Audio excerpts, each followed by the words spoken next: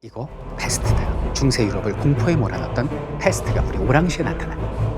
선생님 지금 아무리 혼자 이리 뛰고 저리 뛰고 해봐도 이 사태 진정시킬 수 없어요. 내가 볼 땐 2주, 한 달 뒤면 이 사태 걷잡을 수 없습니다. 제가 민간인으로 보건대를 만들어 보겠습니다. 자, 근데 이제 이 기자 랑베르는 이 틈에도 계속 탈출을 기도를 해요.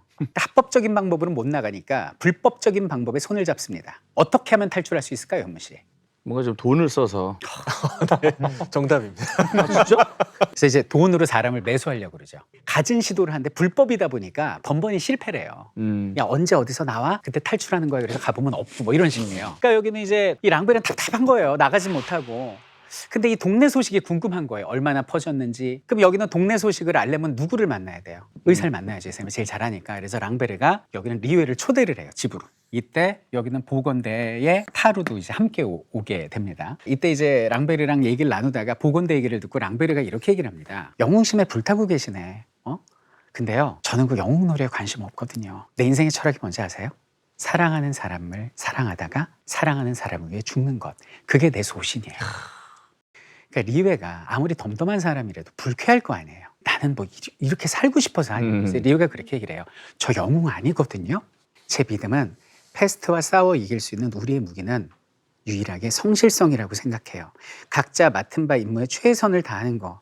난 의사기 때문에 그저 제 일에 최선을 다하는 거고 이게 바로 패스트와의 전쟁에서 승리하는 유일한 길이라고 생각해요. 그리고 그냥 자리에서 일어나. 그러니까 타루가 같이 가요. 그러면서 타루가 있는 랑베르한테 한마디 합니다. 여봐요, 기자 양반. 말씀 꽤 해도 참 너무 심하게 하시네. 리웨 선생 아내가 수백 킬로미터 밖에 요양소에 이미 나가서 생리배를 해 있다는 거 당신 아냐고. 이러고 타루가 나가요. 그리고 다음날 리웨한테 한 통의 전화가 옵니다. 여보세요?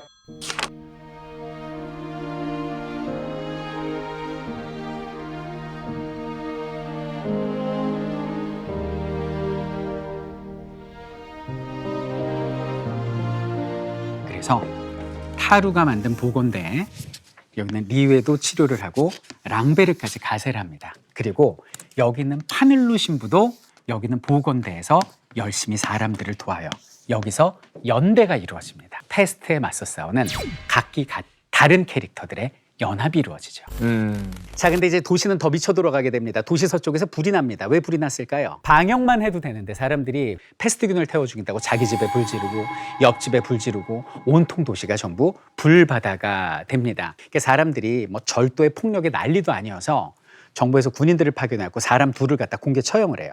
사람들이 안 무서워하더래, 사형을. 그런데 감옥에 쳐넣어버릴 거야. 그러니까 그걸 너무 두려워하는 거예요.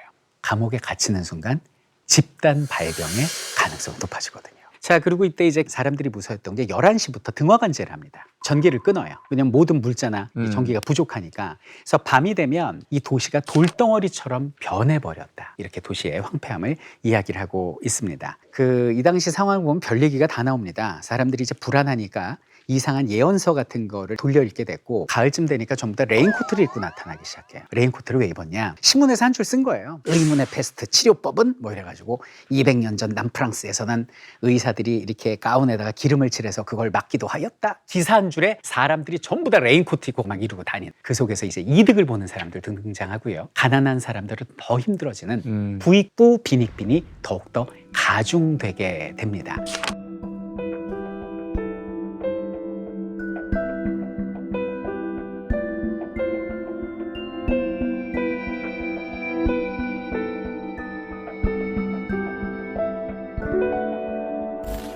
자, 이제 랑베르가 드디어 이제 탈출하게 된 거예요. 그 현무 씨가 아까 그랬죠. 랑베르하고 본인이 비슷하다고. 그럼 이제 탈출할 기회가 왔습니다. 그럼 바로 가겠어요? 아니면 지금까지 함께 고생한 뭐 설민석, 이적, 뭐 윤소 이런 동지들 인사는 하고 가겠어요? 솔직하게. 솔직히 네. 그냥 튀죠. 나중에 편지하면 되니까. 일단 간 다음에 연락을. 랑베르는 작별 인사만 하고 가려고 와요. 그러니까 리웨가 잘 됐네요. 지금까지 도와줘서 감사해요. 라고 얘기를 합니다. 정이 좀 들었네.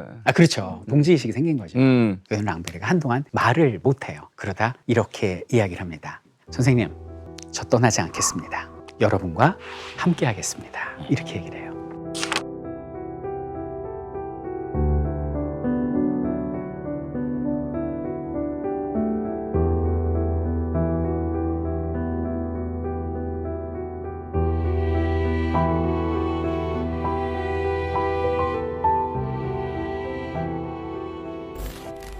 이러다 이제 어느덧 10월로 접어들었습니다. 이제 신약이 나와야 되거든요. 혈청이 나와야 되는데 동료 의사가 새로운 혈청을 가져온 거예요.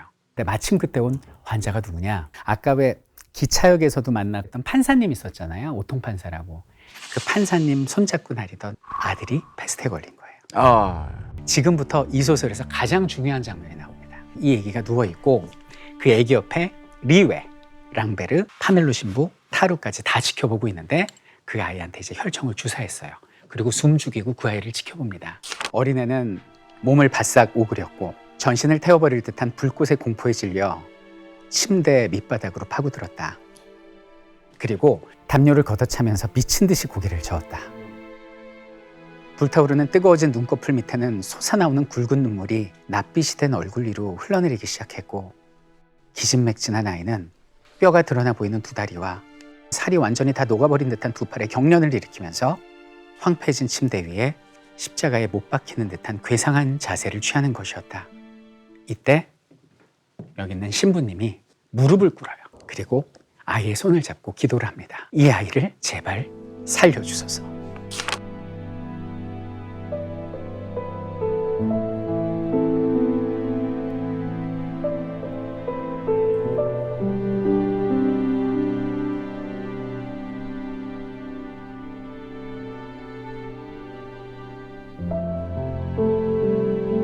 아이가 죽었습니다. 모두 말을 잃었어요. 지금까지 죽는 모든 사람을 봤지만 그것도 어린아이가 죽어가는 모습을 처음부터 끝까지 지켜본 건 처음이었거든요. 이 사람들 여기서 다 그냥 충격을 받습니다. 그리고 여기는 리웨 의사가 파넬로 신부랑 얘기를 해요. 신부님, 패스트가 죄 지은 인간한테 내리는 하나님의 형벌이라면서요. 신부님, 이 아이한테 무슨 죄가 있죠? 어린애들마저도 주리를 틀도록 창조해 놓은 것이 하나님의 세상이라면 나는 그 세상 죽어서도 거부하겠습니다. 그러니까 파넬로가 거기에 대해서 대답을 못해요. 그리고 얼마 뒤 신부는 하나님 곁으로 떠나갑니다. 자, 이렇게 겨울이 찾아옵니다. 그러나 여기는 병세는 멈출 줄을 몰랐어요. 근데 어느 날 4명의 환자가 열이 내리기 시작한 거예요. 그리고 더 놀라운 게 뭔지 아세요? 도시에 다시 쥐들이 나타나기 시작했습니다.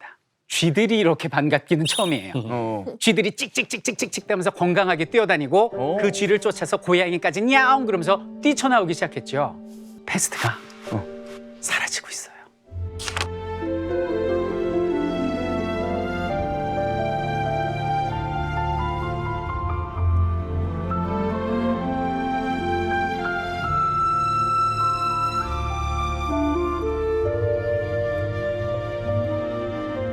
수고했어 동지들. 우리의 노력이 없었다면 재앙이 아마 더 커졌을 거야. 정말 수고했어 동지들. 특히 요 보건대 조직한 타루가 제일 수고했어. 아이 별 말씀을요. 패스트가 끝났는데 타루가 기침을 시작합니다. 그리고 몸에 열이 나고 멍울이 잡히기 시작해요. 하필이면 왜 이때 그렇게 많은 사람을 살린 타루가. 지금부터 하는 말은요, 사실은 그 이전에 나와요, 책에. 근데 저는 이제 이해를 돕기 위해서 지금 유언으로 각색을 좀 해보겠습니다. 타루, 이 지역 사람도 아닌 네가 그렇게 이 지역 사람들을 위해 싸웠니? 라고 얘기하니 타루가 말하는 것이, 선생님, 저는 원래 어렸을 때 그 부족할 것 없는 검사 아버지 밑에서 자랐어요. 저는 아버지를 존경했어요. 근데 어느 날 아버지가 저를 재판장에 초대했어요. 와서 아버지 하는 일 보라고. 신이 나서 갔거든요. 근데 그때 저는 엄청난 충격을 받았어요. 아버지가 불쌍해 보이는 피고에게 사형을 구형하는 장면이었어요. 아버지가 신인가요? 제 눈에 아버지는 검사가 아니라 살인자였어요. 너무 무서웠어요. 그래서 제가 집을 나왔어요. 방황하고 다니다가 오랑시에 정착했어요. 그런데 시가 폐쇄되고 패스트가 등장했다는 소리 들은 거예요. 나는 우리 아버지가 사람들에게 사형을 구형할 때 그걸 막지 못했지만 이 패스트의 사형 구형에서 사람들을 살리고 싶었어요. 라는 말을 남기고 끊임없는 고통 속에서 의연하게 참고 견디다가 하나님 곁으로 떠나갑니다. 타루가 죽고 얼마 뒤 연락이 옵니다. 아내가 병마와 싸우다가 요양원에서 죽었습니다. 마지막에 리웨의 대사가 나오는데 이런 메시지를 남깁니다. 도시가 온통 환희의 외침에 둘러싸여 있는데 나는 이 환희가 항상 위협받고 있다는 사실을 상기하고 있다. 이 기쁨에 들떠있는 군중이 모르는 사실, 즉 패스트균은 결코 죽거나 소멸하지 않고 꾸준히 살아남았다가 언젠가는 인간들에게 불행의 교훈을 가져다 주기 위해서 또다시 저 쥐들을 흔들어서 깨워서 죽게 할 날이 온다는 것을 나는 알고 있기 때문이다.